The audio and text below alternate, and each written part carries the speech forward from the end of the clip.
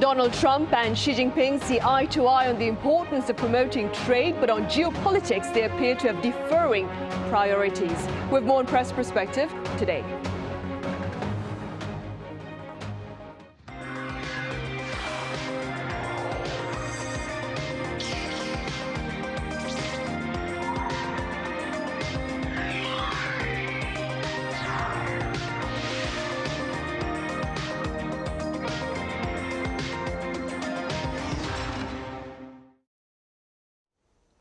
Hello and welcome to Press Perspective for this Friday, May 15th here in Seoul. I'm Min Sun-hee. Today we continue our talk on the summit between Donald Trump and Xi Jinping in Beijing that came to a close earlier today with the latter's invitation to his Chinese counterpart for another summit in September, this time at the White House in Washington, D.C. For more on this, I have Anthony Kuhn with American public broadcaster NPR here in the studio. Anthony, like I said, it's been such a long time. Welcome back. Nice to join you, Sun-hee. I also have Professor Kim Yang-gyu at the Korea National Defense University joining our session virtually. Professor Kim, it's a pleasure. Thank you for having me.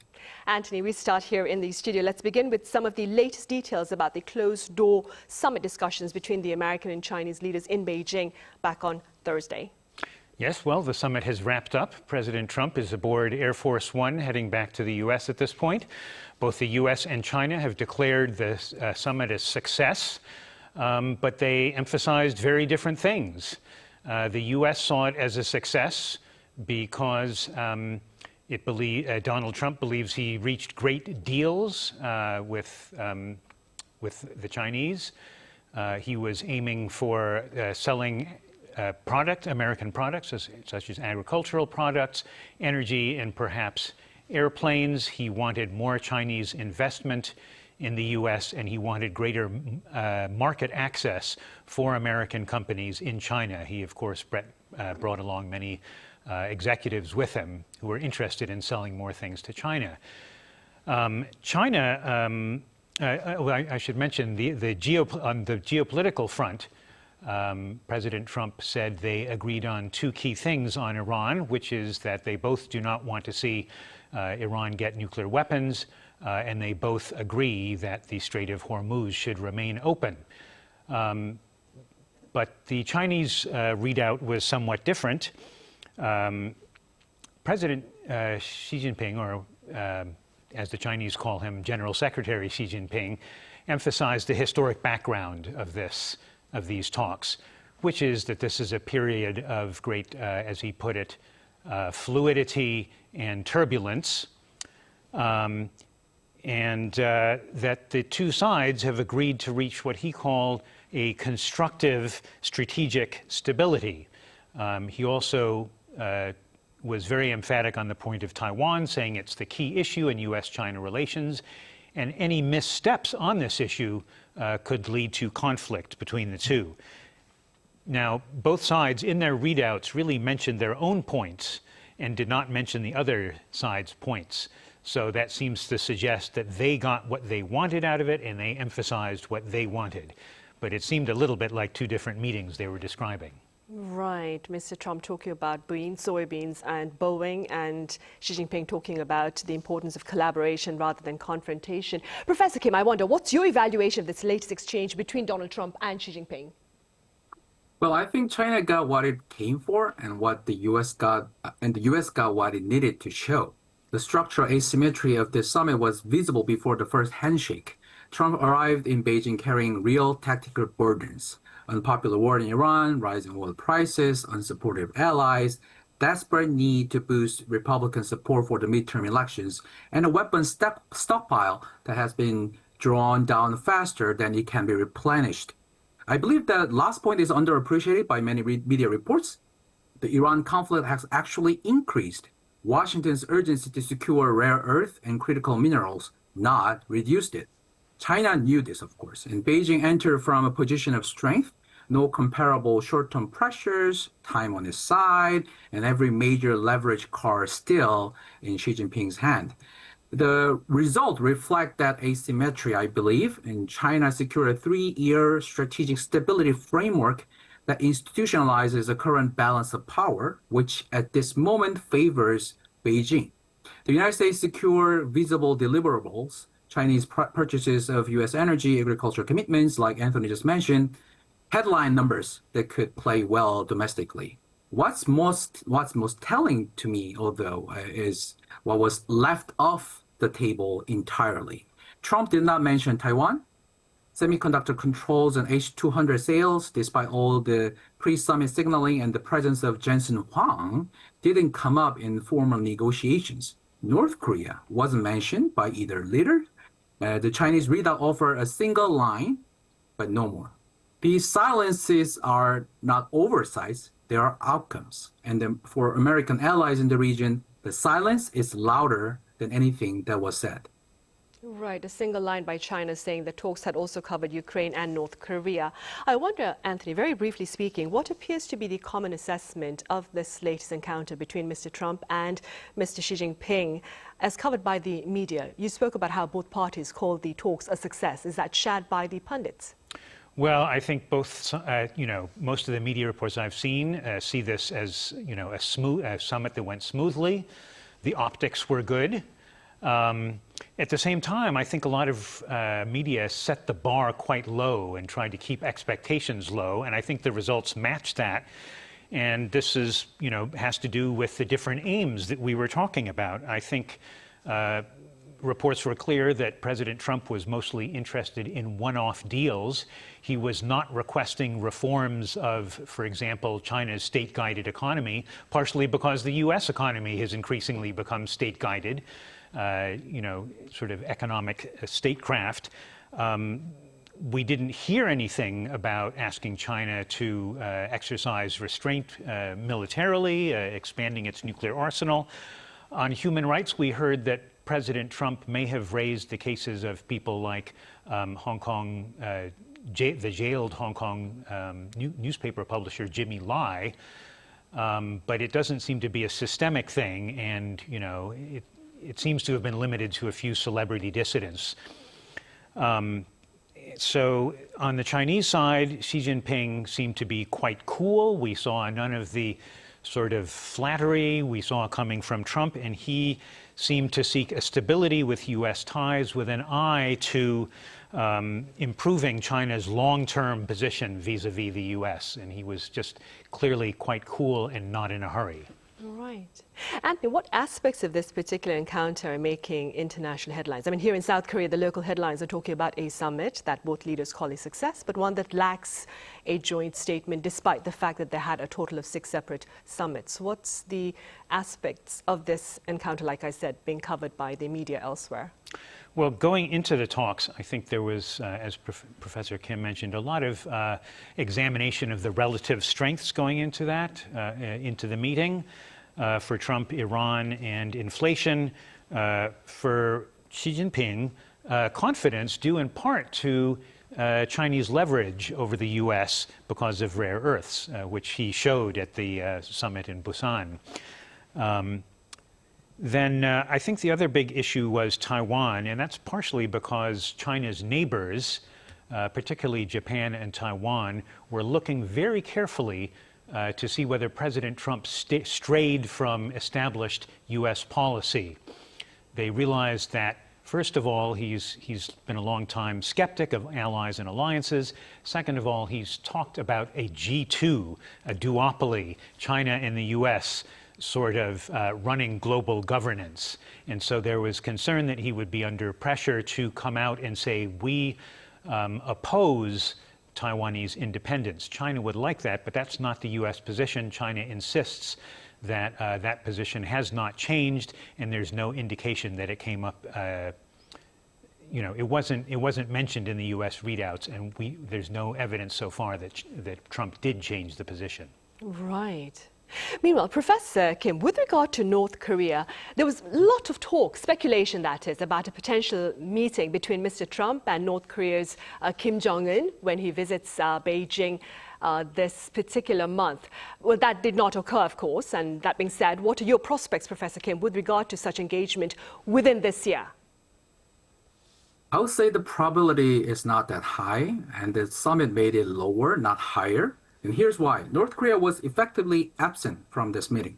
Neither side mentioned it publicly. The Chinese leader offered a single line about the Korean Peninsula situation, and it was mentioned in the context of the war in Ukraine, nothing more. When the world's two most powerful leaders spend 2 days together and can find more than one sentence for North Korea, that tells you where Pyongyang sits on both of their priority lists right now. For US DPRK engagement to resume, I think we have to see two preconditions that needs to be made. First, the Iran nuclear problem needs some sort of resolution. Trump cannot credibly run parallel diplomacy on North Korea while that conflict is still consuming Washington's bandwidth and political capital in the Middle East. And second, the Russia-Ukraine situation needs to reach at least a ceasefire because North Korea's strategic value to Moscow currently depends on continued conflict. So until both of those conditions are met, the incentive structure simply isn't there for actively engaging the DPRK. What concerns me more is the longer trajectory. If this summit passes without North Korea on the agenda, the momentum for re-engagement doesn't just pause, it dissipates. These windows might be harder to reopen than we think. And the risk for Seoul is not just that talks don't happen. It's that when they eventually do, South Korea may not be in the room. Meanwhile, North Korea, nuclear threats coming from the North Korea would only get intensified, and that worries me. Right. All this being said then, Anthony, does China look to play an active role in perhaps reviving talks between the US and North Korea, do you think? Well, it certainly says that they want to play a constructive role on the peninsula. But I think Professor Kim nailed it. They can just say, well, the principles here, it has to be up to the principles, North Korea and the US.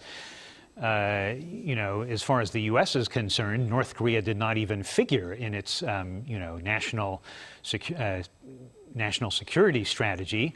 And North Korea has made a historic and strategic shift when it sort of dropped its goal of getting security guarantees for the U.S. in exchange for giving up part of its nukes. Now it intends to rely on a different sort of security structure involving backing from Russia and to a lesser extent China and other like-minded nations. While both sides have said they could be open to talks, it seems to be very low on their list of priorities. I think, China has historically made clear it doesn't want nuclear tests just over the border on its doorstep. As long as that's happening and, North Korea continues to be a distraction and a thorn in the U.S. side, I think they're willing to let that continue just as it is. Professor Kim, I wonder, based on what has been shared about this particular summit in Beijing, what are your suggestions with regard to South Korea's future navigation between the U.S. and, of course, China? Well, South Korea's current position is actually stronger than most commentators suggest, but the window is closing. Right now, both Washington and Beijing need Korea. The United States needs our shipbuilding capacity, indispensable memory chips in the semiconductor ecosystem, and for military presence as an unsinkable aircraft carrier. China needs to prevent Seoul from fully integrating into what Beijing calls America's lattice structured alliance network in the Indo-Pacific. That gives Korea genuine leverage today. But here is what this summit clarified. Trump's Washington is transactional in ways that create both opportunity and danger for middle powers or semi-great powers like South Korea. The opportunity is real. Korea can extract genuine concessions while it remains indispensable to both sides. The danger is equally real. A Washington that cuts bilateral deals with Beijing without consulting allies can just as easily trade away Korean interest to close a deal. We saw hints on that this week on semiconductor, on Taiwan, on North Korea. So my suggestion is straightforward. Engage everyone openly on the surface, but balance seriously underneath. Korea should maintain working relationships with both Washington and Beijing, but the real investment must go inward. Defense capacity, defense industry, and coordination with other middle powers like Japan, Australia, Canada, or possibly European countries. And one thing Korea must avoid is a trap Japan fell into. Standing out and making loud public commitments on Taiwan contingencies that hand Beijing a grievance to weaponize in the next round of U.S.-China negotiations. So the most valuable thing Seoul can do right now is stay indispensable to both sides without becoming a liability to either. Right, a daunting task, of course, if I may say so myself. Anthony, speaking as a foreign journalist based here in East Asia, what are your thoughts on the Xi Jinping administration's diplomatic balancing act between the U.S. and China? Well, when I think of that, I think, first of all, of President Yi's statement that the traditional division of Anmi Gyeongjong, or depending on China for trade and depending on the U.S. for security, is no longer tenable. Obviously, that means on one level, you can't depend on one country for this and another country for that. You can also think of it, perhaps, as a broader piece of advice, not to get trapped in the U.S.-China rivalry and maintain, as President Yi has long said, strategic autonomy. Now, the other thing he said was ahead of his visit to the U.S. last year, when the U.S. was talking about strategic flexibility and using that strategic flexibility to target China, President Yi very clearly said that's something we cannot easily agree to. And that is also a way of, not letting one's interests get hurt by the U.S.-China rivalry. And finally, to just sort of, follow up on what Professor Kim said, you can see this happening, U.S. allies and China's neighbors trying to maintain ties with both sides, trying to say indispensable, trying to anchor the U.S. and keep their interest and commitment, at the same time hedging, double hedging, triple hedging by tightening ties amongst themselves, ties for energy and trade, so that they're not subject to economic coercion, and defense ties, so they're not subject to military coercion. Look what Japan Prime Minister Sanae Takaichi did during Japan's Golden Week, going to Vietnam and Australia, and talking about economic resilience. And also, of course, the Canadian Prime Minister Mark Carney, who, after getting into a trade spat with President Trump, embarked on a tour forging deals with 12 countries across 4 continents, diversifying relations, making friends, keeping options open, building strategic autonomy. Right, and speaking about such diplomacy, Professor Kim, come next Tuesday, that's May 19th, President Xi Jinping will host his Japanese counterpart Sanae Takaichi in his hometown of Andong. I wonder, does their agenda look to be affected by issues on the Trump-Xi summit table? I think significantly, and I would argue this summit has made the meeting more urgent, not less. Seoul and Tokyo just watched the world's top 2 countries spend 2 days together managing a relationship in ways that didn't fully account for allied interests.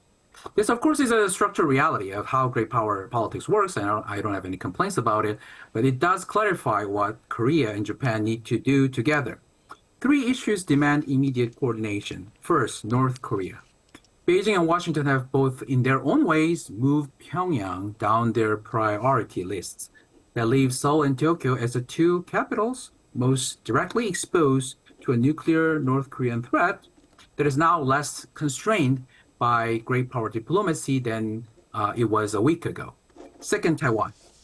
Its disappearance from Trump's commitments is not just a diplomatic footnote. If a Taiwan contingency were ever to materialize, the threat environment on the Korean Peninsula would escalate simultaneously and dramatically. And for instance, sending a wrong signal to Pyongyang and possibly inviting military provocations that might create a 2-front war for the U.S. The linkage is something Seoul and Tokyo must think through together. And lastly, supply chains, rare earth, critical minerals, energy security, the vulnerabilities that China always has been weaponizing through export controls affect Korea and Japan in parallel ways. So coordinating resilience on those fronts is no longer optional. So Trump's transactional pressure on alliance is actually pushing both Korea and Japan closer together, perhaps faster than either governments expected. The expectation for May 19th is whether both sides are willing to convert that convergence into concrete coordination and deliver a shared message to Washington about what allied interests require before the next round of U.S.-China negotiations and deals, probably in September. Right, and perhaps touching upon something Professor Kim has mentioned, this is an impromptu question, Anthony, but do you believe that Mr. Trump's allies, including, of course, countries like South Korea and Japan, have indeed been promoting their bilateral ties amid questions of the reliability of the Trump administration with regard to security? Yes, I think it's fascinating to watch both Japan and South Korea discover how much they have in common. And a very big part of that is how to deal with the U.S. and how to manage Trump. And I believe they've both gleaned experience. Obviously, the gold standard was set by Sanai Takaichi's predecessor, Shinzo Abe. But in general, how to manage pressure, how to communicate to Washington what they need from Beijing. I think it's very interesting to note that, Japan has been trying to get the U.S. to take their side with China and say they were unfairly treated, all the export restrictions that China slapped on them. I thought it was also very interesting to note that, first of all, nothing was mentioned about that coming out of the summit. It's not clear that the U.S. did take Japan's side. I was also interested to see that when U.S. Treasury Secretary Scott Bessent was in Seoul, we didn't hear about any requests to bring up with China the issue of North Korea, and that was a bit surprising. Perhaps the expectation just wasn't there that the U.S. would do much. But I really think that the U.S. should pay more attention to the South Korea-Japan bilateral relationship. It's progressed so far since the Camp David summit under President Biden. I think they really should push ahead and compare notes on dealing with the U.S. Right, which is something that pundits here in the country have also been saying. I'm afraid that's all the time we have today. Anthony, thank you so much for your time and your thoughts. Thank you so much. Professor Kim, thank you so much for your insights today. Thank you very much. Right, that is all the time we have for this week's editions of Press Perspective. Thank you for watching and have a great weekend.